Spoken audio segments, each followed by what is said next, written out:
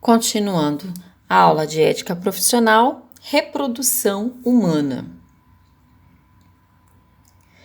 Definição: um processo complexo que passa por uma série de etapas de maturação do corpo feminino ou masculino.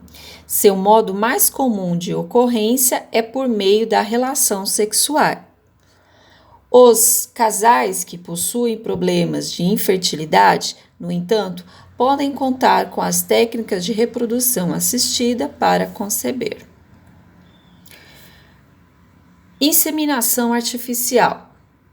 A inseminação homóloga, quando o esperma introduzido artificialmente no aparelho genital da mulher provir do seu marido. Inseminação heteróloga, quando o esperma introduzido artificialmente no aparelho genital da mulher provir de um terceiro. Inseminação mista do sêmen do marido e de um terceiro, que tem um objetivo psicológico, dar uma certa base à ilusão de que um homem de escassa fecundidade é realmente o pai de filho nascido desse modo. Fecundação em laboratório. A fecundação in vitro ou bebês de proveta. A realização da fecundação em laboratório se dá através da obtenção do óvulo. Pode ser feita depois de esperar que a maturação se produza de modo espontâneo ou então depois de provocá-lo artificialmente, administrando em doses adequadas um hormônio que desencadeia a evolução.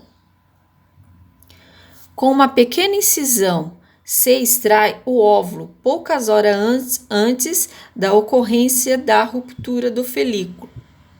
Depois de extraído o óvulo, ele é mantido em cultivo em um meio especial, mantido algumas horas em incubação a temperatura conveniente. Depois ele é colocado em contato com o espermatozoide, para daí acontecer a fecundação. A obtenção do esperma diretamente do doador ou de um banco é uma tarefa muito mais simples. Se a fecundação se realiza, o óvulo fecundado é mantido no laboratório até a fase da molura e inclusive do blastócitos, para depois ser transferido para o útero. Então, após ocorrer esse processo todo, após verificar que houve o encontro do esperma com o óvulo, houve a fecundação, aí que é feita a transferência desse ovo para o útero.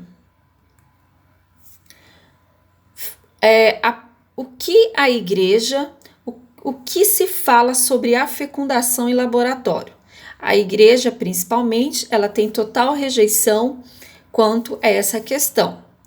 Aí nós temos também quando aquele ovo se torna realmente ser humano. Aí entra exatamente um processo de interrogação. O quando?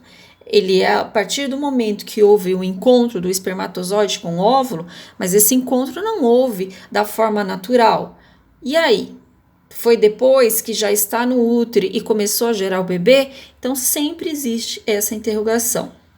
Um processo para o homem, a doação. Uma das coisas também que se fala bastante da fecundação é a questão de doação, ou seja, de adotar. A igreja considera que no mundo em que nós vivemos, pela quantidade de pessoas que nós temos, deve-se ter o desprendimento de não querer ter um filho próprio, de sair do próprio ou muitas das vezes do útero, mas sim de adotar uma criança, visto que a quantidade de crianças a serem adotadas é muito grande.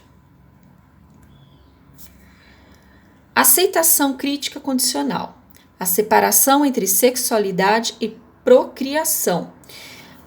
O entendimento que a igreja tem sobre isso é que a criança deve ser concebida através da relação sexual entre o homem e a mulher e haver o processo natural da procriação.